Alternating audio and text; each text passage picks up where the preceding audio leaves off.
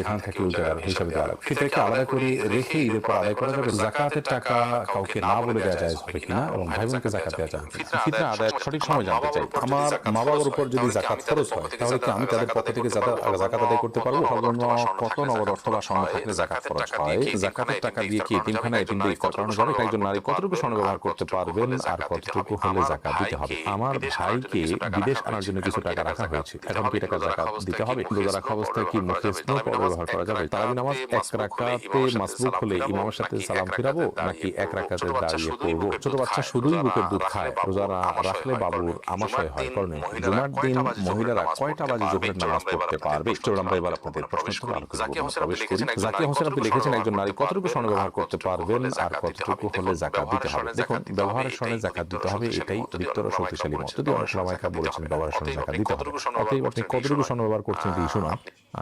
আপনি